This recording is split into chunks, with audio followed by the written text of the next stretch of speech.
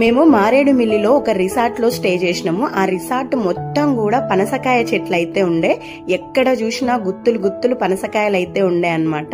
మేము room vacate చేసేటప్పుడు మాకు కాంప్లిమెంటరీ కింద ఈ పనసకాయనైతే ఇచ్చి, వెకేషన్ నుంచి వచ్చినాక ఒక 1 వీక్ తర్వాత పండిందేమో అని అనుకొని ఇంకా కోయడం అయితే స్టార్ట్ చేసినాం అన్నట్టు. నేను ఇది సెకండ్ టైం పనసకాయను కోయడం. ఇంతకుముందు లేత పనసకాయను కోసి బిర్యానీ అయితే చేసినుంటి, పండును కోయడం అయితే ఫస్ట్ టైం అన్నట్టు. ఇది కోయడం ఈజీగానే ఉంది కానీ దీంట్లో నుంచి తొనలు తీయడం అనేది మాకు ఒక ట్రెజర్ హంట్ లాగా అనిపించింది.